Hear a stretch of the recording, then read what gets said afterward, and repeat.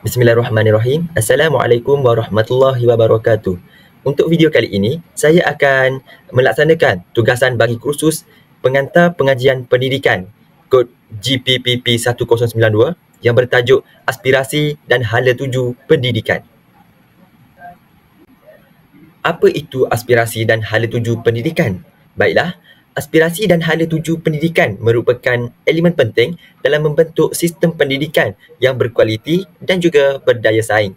Aspirasi pendidikan merangkumi visi dan matlamat jangka panjang untuk melahirkan generasi yang berilmu, berkemahiran dan juga berdaya saing di peringkat global.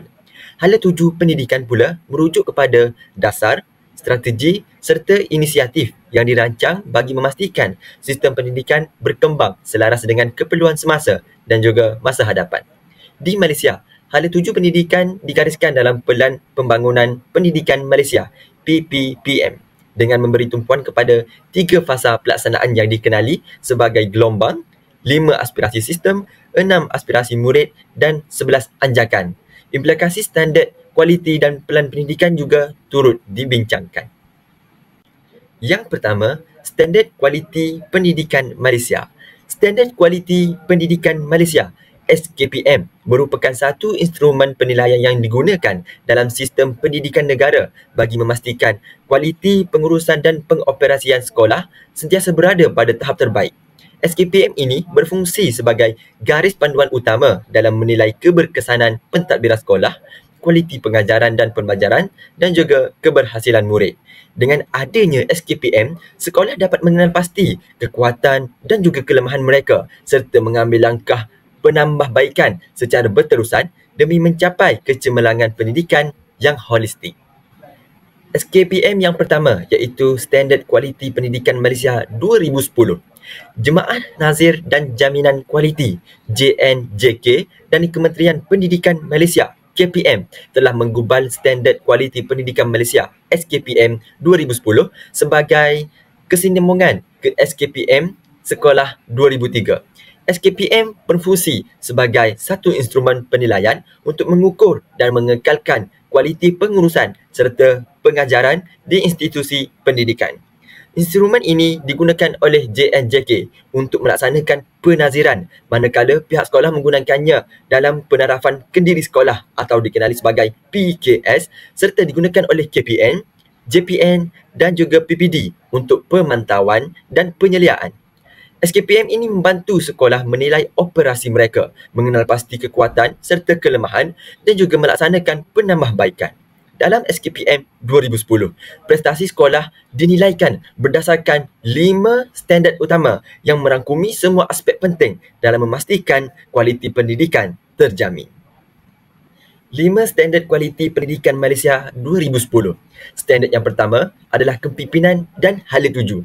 Hal ini merujuk kepada kepimpinan sekolah yang berperanan dalam menggerakkan warga sekolah secara holistik bagi mencapai kecemerlangan. Pemimpin berimpak tinggi merancang hala tuju sekolah dan meningkatkan kualiti pengajaran dan pembelajaran atau PDP. Standard yang kedua iaitu pengurusan organisasi. Pengurusan organisasi sekolah dilaksanakan secara strategi dengan mempertimbangkan keperluan potensi staf, kemudahan sumber dalaman dan sumber luaran bagi memastikan operasi sekolah berjalan dengan lancar dan berkesan. Yang ketiga, standard pengurusan kurikulum, ko-kurikulum, sukan dan hal ehwal murid. Pengurusan kurikulum, ko-kurikulum, sukan dan hal ehwal murid dilaksanakan secara sistematik bagi melahirkan pelajar yang seimbang dari segi intelek, rohani, sosial, mental dan juga emosi. Standard yang keempat ialah pengajaran dan pembelajaran di mana guru merancang dan melaksanakan pengajaran berkualiti tinggi secara berterusan untuk mengembangkan potensi serta pencapaian murid secara optimal. Dan standard yang kelima ialah kemenjadian murid di mana pendidikan di sekolah melahirkan murid yang berilmu pengetahuan, berketerampilan, berakhlak mulia, bertanggungjawab dan berkeupayaan mencapai kesejahteraan diri. Seterusnya, kita bergerak kepada Standard Kualiti Pendidikan Malaysia gelombang yang kedua atau dikenali sebagai SKPMG 2. Selaras dengan pelaksanaan Pelan Pembangunan Pendidikan Malaysia 2013-2025, SKPM telah ditambah baik bagi meningkatkan keberkesanan pengurusan dan pengajaran. Mulai 2017, SKPM telah ditambah baik dan dikenali sebagai Standard Kualiti Pendidikan Malaysia Gelombang Kedua ataupun SKPM G2. Sebagaimana SKPM 2010, SKPM G2 merupakan instrumen panduan kepada pentadbir dan juga warga sekolah dalam meningkatkan keberkesanan, pengurusan dan proses pengajaran dan pembelajaran. Instrumen SKPM G2 berorientasikan tindakan mementingkan kualiti pendidikan dan berasaskan evidence, di mana pihak sekolah perlu menggunakan instrumen ini untuk melaksanakan penilaian sepanjang tahun dengan pelibatan warga sekolah secara menyeluruh. Pengetua atau guru besar PGB berperanan sebagai peneraju, pembimbing atau pendorong dalam melaksanakan tugasnya sebagai pemimpin sekolah. SKPM G2 masih mengekalkan standard SKPM 2010 iaitu 5 standard dengan penambahbaikan. Dan ini merupakan 5 standard dengan penambahbaikan daripada SKPM 2010 kepada SKPM G2. Bagi penerangan yang lebih lanjut mengenai standard 4 yang berkaitan dengan pembelajaran dan pemudahcaraan PDPC akan dibincangkan iaitu peranan seorang guru di mana terbagi kepada beberapa aspek. Yang pertama, aspek guru sebagai perancang. Guru bertindak sebagai perancang untuk memastikan kesediaan dan persediaan yang rapi dalam melaksanakan pembelajaran dan pemudahcaraan PDPC. Yang kedua ialah aspek guru sebagai pengawal, di mana guru bertindak sebagai pengawal pelaksanaan PDPC untuk memastikan kelancaran proses pembelajaran mengikut perancangan. Dan yang ketiga, aspek guru sebagai pembimbing, di mana guru bertindak sebagai pembimbing untuk membolehkan murid menguasai pengetahuan, kemahiran dan mengamalkan nilai berdasarkan objektif pelajaran. Aspek keempat, guru sebagai pendorong, di mana guru bertindak sebagai pendorong untuk meningkatkan motivasi murid dalam pembelajaran. Yang kelima, aspek guru sebagai penilai, iaitu guru berperanan sebagai penilai untuk mengesan tahap penguasaan murid dalam pembelajaran di dalam kelas. Yang keenam, aspek murid sebagai pembelajar aktif, di mana murid bertindak sebagai pembelajar aktif untuk menguasai pengetahuan dan kemahiran serta mengamalkan nilai positif. Seterusnya, kita bergerak kepada Pelan Pembangunan Pendidikan Malaysia PPPM. Pendidikan dan peranan generasi baru. Pendidikan memainkan peranan penting dalam membentuk kualiti dan keupayaan generasi baharu bagi menyesuaikan diri dengan cabaran dan perubahan peradaban global, di mana individu perlu memiliki kualiti seperti kemampuan menyelesaikan masalah secara kreatif, kritis dan inovatif. Kemahiran dalam komunikasi juga dan penggunaan teknologi maklumat amat diperlukan oleh negara, dan juga keupayaan bekerjasama dengan orang lain juga merupakan perkara yang sangat penting, terutama dalam persaingan global. Pelan Pembangunan Pendidikan Malaysia PPPM 2013-2025. PPPM bertujuan menyediakan pendidikan terbaik untuk semua murid. Hal ini mengambil kira dari segi input daripada pelbagai sumber seperti laporan penyelidikan, pandangan pakar pendidikan, warga pendidik, ibu bapa, murid dan juga rakyat. Hal ini juga merujuk kepada laporan pendidikan terdahulu seperti laporan Razak 1956, laporan Rahman Talib 1960, laporan Jawatankuasa Kabinet 1979, Akta Pendidikan 1996 dan Pelan Induk Pembangunan Pendidikan atau PIPP 2006-2010. Antara tujuan PPPM digubal dalam dasar pendidikan adalah untuk meningkatkan prestasi murid sejajar dengan standard pendidikan antarabangsa. Hal ini juga dapat meningkatkan pandangan ibu bapa dan masyarakat terhadap dasar pendidikan negara yang terus berkembang. Yang ketiga, menyediakan generasi muda Malaysia untuk menghadapi keperluan abad ke-21. Dan pelan ini juga berfokuskan kepada pembangunan dan perkembangan serta menambah baik sistem pendidikan secara berterusan dari semasa ke semasa. Di sini ingin saya mengongsikan beberapa objektif PPPM, di mana yang pertama ialah prestasi dan cabaran semasa sistem pendidikan. Prestasi dan cabaran semasa sistem pendidikan fokus kepada penambahbaikan akses, meningkatkan kualiti, merampatkan jurang pencapaian, menggalakkan perpaduan dalam kalangan murid dan memaksimumkan keberkesanan sistem. Objektif yang kedua iaitu visi dan aspirasi pendidikan, di mana hal ini penting bagi mewujudkan visi dan aspirasi yang jelas untuk sistem pendidikan dan setiap murid untuk 13 tahun akan datang hingga 2025. Yang ketiga iaitu program transformasi, di mana objektif ini menggariskan program transformasi menyeluruh untuk sistem pendidikan termasuk perubahan dalam Kementerian Pendidikan Malaysia dan membolehkan sistem pendidikan memenuhi permintaan baharu dan jakaan yang meningkat serta menyokong transformasi perkhidmatan awam. Bagi mencapai objektif khusus tersebut, PPPM dilaksanakan dengan 3 fasa atau lebih dikenali sebagai 3 gelombang, 11 anjakan, 5 aspirasi sistem pendidikan negara dan 6 aspirasi murid. Pertama, saya akan menyentuh mengenai 3 gelombang. Gelombang pertama, 2013-2015.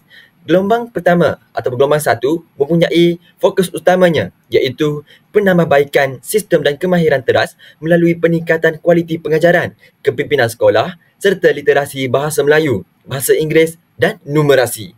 Pelan tindakan yang dirancang terbahagi kepada beberapa aspek.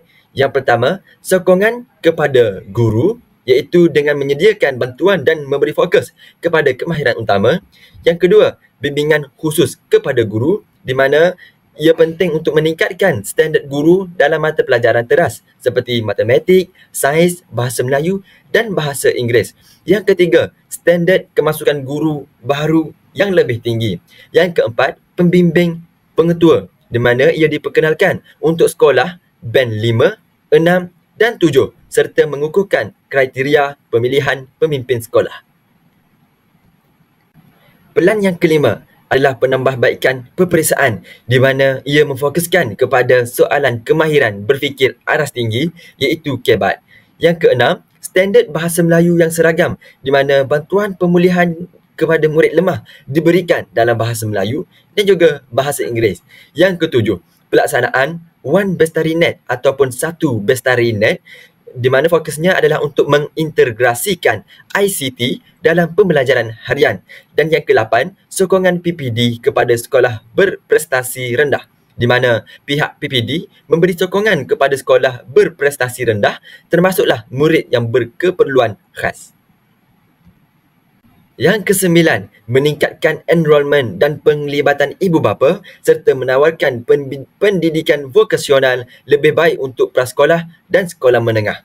Yang ke-10, memperkukuh program vokasional di mana dengan meningkatkan kolaborasi dengan sektor swasta.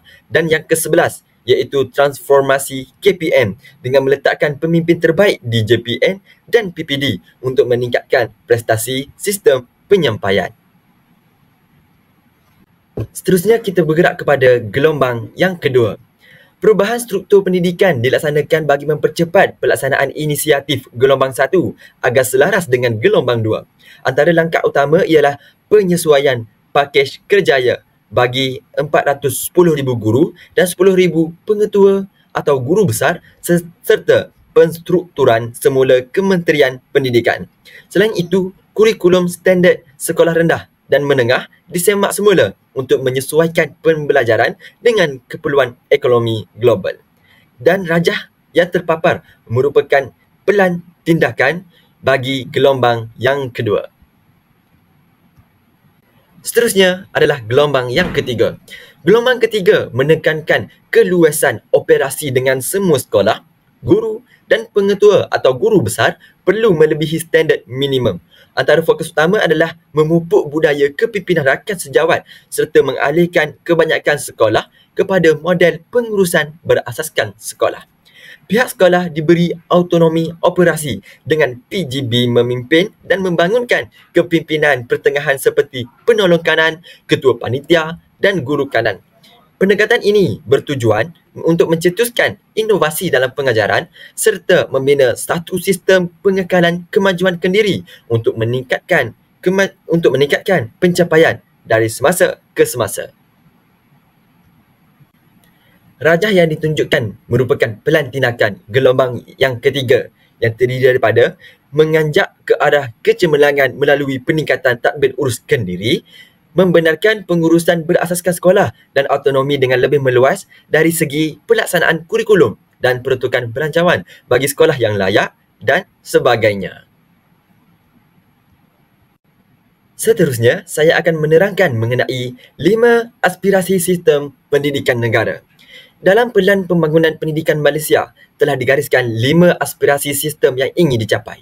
Pelaksanaan perubahan besar dilakukan terhadap keseluruhan sistem pendidikan semasa untuk melonjakkan pencapaian semua murid agar mampu memiliki dan menguasai kemahiran yang diperlukan dalam abad ke-21. Antara 5 aspirasi sistem pendidikan negara ialah akses kepada kejayaan.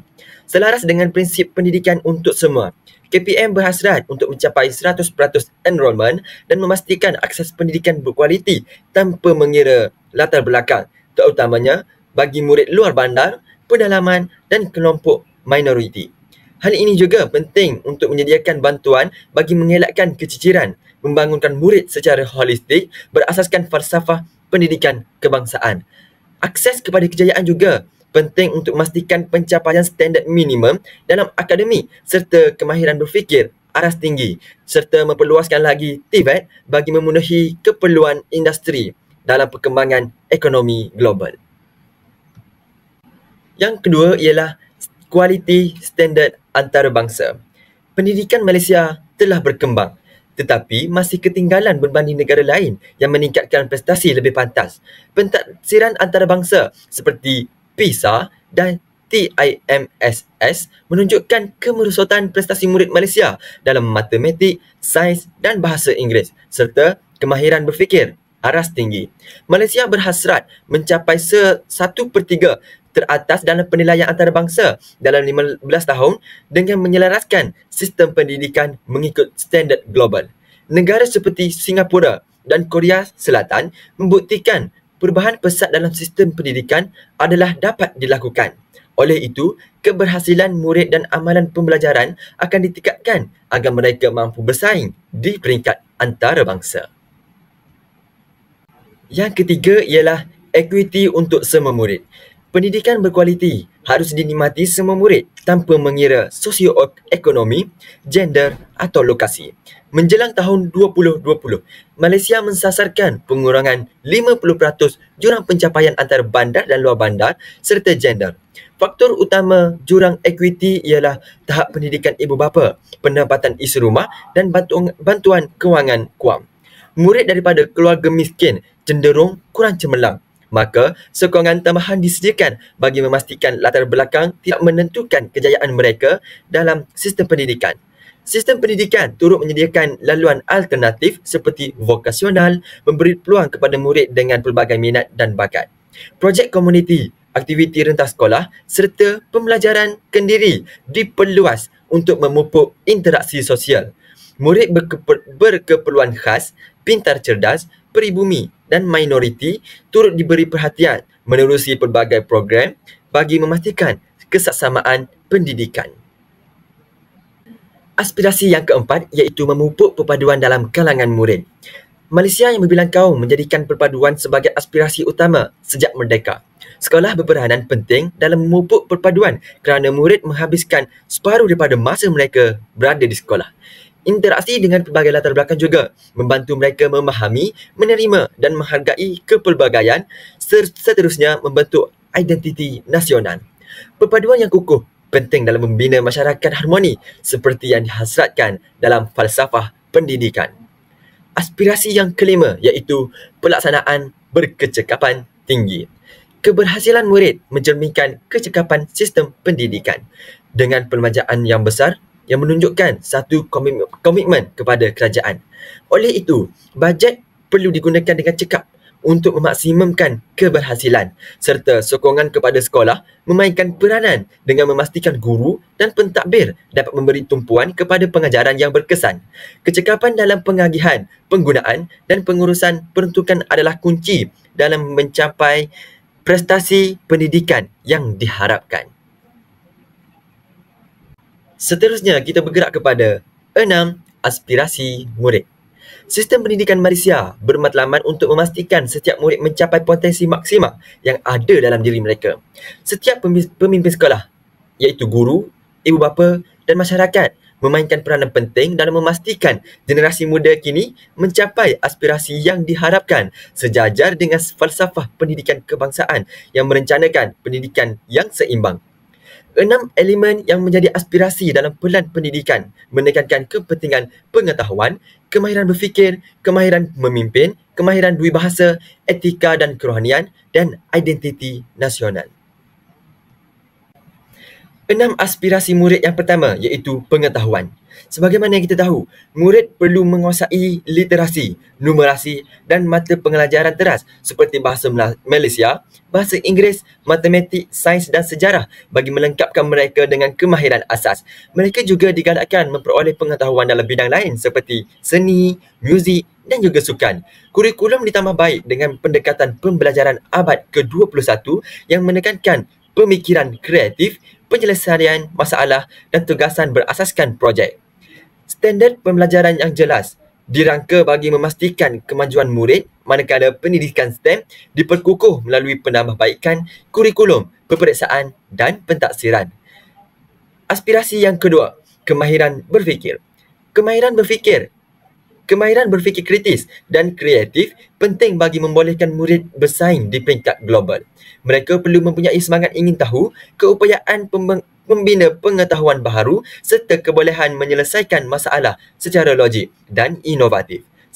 Sistem pendidikan abad ke-21 mengintegrasikan pemikiran aras tinggi untuk menginterpretasi, menganalisis dan mencetus idea baharu yang membolehkan murid memacu pembelajaran sendiri serta menghargai nilai pembelajaran sepanjang hayat.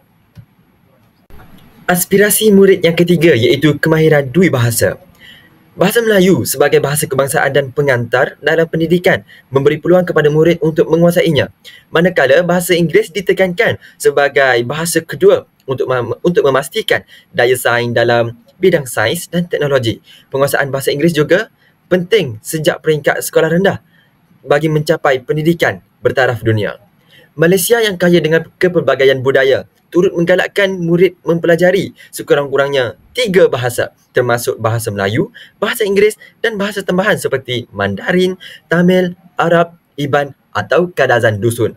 Kemahiran bertutur dalam pelbagai bahasa memberi kelebihan daya saing, membolehkan murid berkomunikasi dengan lebih berkesan serta bersaing di peringkat global.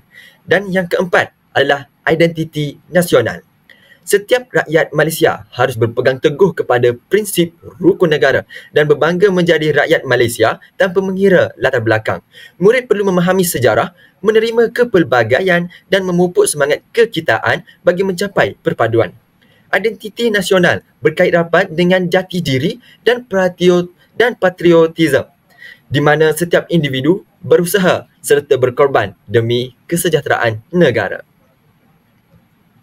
Aspirasi yang kelima iaitu kemahiran memimpin.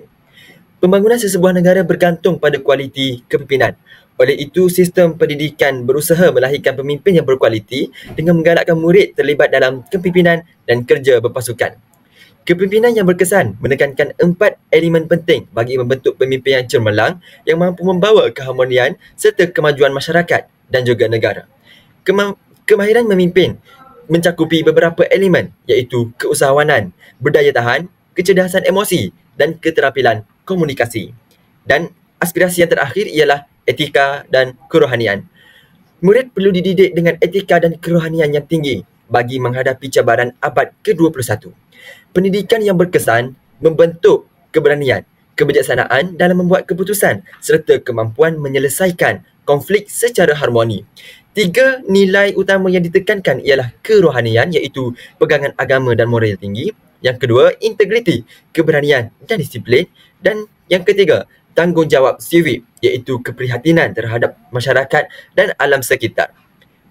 Pemupukan nilai ini membentuk sasiah murid yang berilmu, amanah dan berakhlak mulia dan memastikan ilmu digunakan dengan betul serta diterjemahkan dalam amalan seharian. Seterusnya, kita bergerak kepada 11 anjakan. Bagi mencapai aspirasi yang dihasratkan, PPPM telah menggariskan 11 anjakan yang dijadikan tunjang kepada transformasi sistem pendidikan negara. Setiap anjakan perlu memberi impak kepada sekurang-kurangnya 1 daripada 5 keberhasilan sistem, iaitu akses, kualiti, equity, perpaduan dan kecekapan. Darjah di bawah merupakan 11 anjakan yang digubal oleh Dasar Pendidikan Negara Malaysia. Seterusnya, kita masuk kepada bab sasiah guru cemerlang. Sasiah merujuk kepada kepribadian seseorang, termasuklah sifat fizikal, mental dan juga emosi dan juga nilai serta tingkah laku. Dalam sektor perguruan, guru perlu memiliki sasiah positif seperti akhlak mulia, pengetahuan dan kemahiran profesional. Seorang guru berkualiti mesti berperibadi cemerlang untuk menjadi contoh kepada murid. Jati diri yang kuat membantu guru menarik perhatian dan menjadi rujukan murid. Serta kualiti guru juga menentukan kejayaan melahirkan insan yang berkualiti. Guru yang berjiwa pendidik dan disenangi akan lebih mudah mendapat sokongan murid, ibu bapa dan juga masyarakat. Antara ciri-ciri guru cemerlang ialah konsep kendiri positif, di mana guru yang memiliki konsep kendiri positif yakin dengan kebolehan diri, bersikap optimis dan menghargai pencapaian sendiri. Mereka juga mudah berkawan, murah hati serta memberi pujian kepada orang lain. Ciri yang kedua, berakhlak mulia. Guru berakhlak tinggi, memiliki nilai kerohanian, bersikap sabar, adil, berbudi bahasa dan berdisiplin. Mereka melaksanakan tugas dengan penuh tanggungjawab serta amanah tanpa menyalahgunakan kuasa mereka. Yang ketiga adalah dedikasi, di mana guru berdedikasi tidak melihat tugas sebagai beban, malah berkorban pula masa dan tenaga demi murid. Mereka sentiasa bersedia, tekun serta berusaha meningkatkan ilmu dan kemahiran sepanjang masa. Ciri yang ketiga ialah guru bersifat terbuka. Guru yang bersifat terbuka menerima pandangan murid tanpa pilih kasih, bertimbang rasa serta menasihati murid dengan cara yang baik. Mereka percaya setiap murid berpotensi untuk berubah dan juga berjaya. Yang kedua ialah keterampilan. Guru perlu menguasai ilmu dan kemahiran pedagogi bagi menyesuaikan pengajaran mengikut keperluan murid serta menggunakan strategi pengajaran berkesan. Mereka juga mahir dalam mengurus kelas, menilai prestasi murid dan berkomunikasi dengan baik. Dan ciri-ciri yang keenam ialah guru bersifat penyayang. Guru penyayang menjaga kebajikan murid, membina hubungan yang mesra serta prihatin terhadap masalah dan masa depan mereka. Sikap ini membantu meningkatkan disiplin dan prestasi akademik murid. Ciri yang seterusnya ialah guru bertanggungjawab dan amanah. Guru cemerlang ialah individu yang bertanggungjawab dan amanah dalam melaksanakan tugas. Mereka menepati masa, mengajar dengan baik, mengamalkan nilai murni serta tidak menyalahgunakan kuasa. Guru yang amanah memastikan tugas dilakukan dengan sempurna tanpa kecuaian atau penyelewengan serta tidak menggunakan waktu pejabat untuk kepentingan peribadi. Yang kedua ialah penampilan. Penampilan guru mencerminkan kredibiliti profesion keguruan. Guru perlu berpakaian kemas, bersih dan sopan untuk membina identiti positif serta mendapat rasa hormat daripada murid dan juga masyarakat. Seterusnya kita bergerak kepada implikasi kepada sasiah guru cemerlang. Implikasi pertama ialah guru sebagai pemupuk perpaduan dan pembina negara bangsa, di mana guru berperanan memupuk perpaduan dan membina negara bangsa dengan membentuk jati diri murid yang kukuh, berdaya saing dan berpegang pada nilai sejagat. Mereka mewujudkan persekitaran pembelajaran yang menggalakkan kesefahaman dan kerjasama antara kaum. Yang kedua ialah guru sebagai pembentuk model insan seimbang dan harmonis, di mana guru berperanan penting dalam merealisasikan FPK, falsafah pendidikan kebangsaan, dengan mendidik murid agar seimbang dari segi jasmani, emosi, rohani, intelek dan sosial. Keberkesanan pendidikan yang bergantung pada tanggungjawab guru dalam membentuk kemenjadian murid sebagai anggota masyarakat yang harmoni. Yang ketiga ialah mempertingkatkan kemampuan profesional, di mana guru yang cemerlang sentiasa meningkatkan profesionalisme dengan kreativiti dalam pengajaran, penggunaan teknologi serta pendekatan pedagogi relevan budaya. Mereka juga bekerjasama dengan rakan sejawat untuk memajukan diri dan meningkatkan keberkesanan pengajaran. Seterusnya ialah implikasi guru mengamalkan budaya kerja cemerlang, di mana budaya kerja unggul dalam kalangan guru menjamin kualiti pendidikan.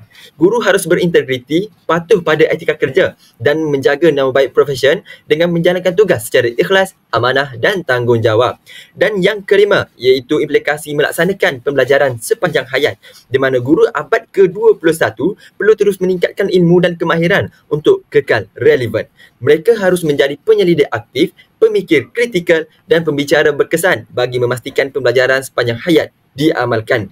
Yang keenam, implikasi melaksanakan penyelidikan dan kerjasama antarabangsa. Untuk mencapai pendidikan bertaraf dunia, guru perlu menjalankan kajian dan membandingkan amalan terbaik global dengan perkongsian ilmu di peringkat antarabangsa untuk membantu meningkatkan kualiti pendidikan negara. Kesimpulannya, aspirasi pendidikan negara bertujuan untuk melahirkan model insan yang berkualiti dan seimbang dari segi intelek, emosi, rohani, jasmani dan sosial. Pendidikan bukan sahaja menekankan pencapaian akademik tetapi juga membentuk individu yang berdaya saing, berakhlak mulia dan mampu menyumbang kepada kemajuan negara. Implikasi daripada aspirasi ini melibatkan usaha berterusan dalam memperkasa sistem pendidikan melalui kurikulum yang relevan, latihan guru yang berkualiti, penggunaan teknologi dalam pembelajaran serta penekanan terhadap nilai-nilai murni. Dengan pendidikan yang berkesan, negara dapat membentuk masyarakat yang berilmu, berintegriti dan bersatu padu, seterusnya menjadikan Malaysia sebagai sebuah negara maju dan berdaya saing di peringkat global.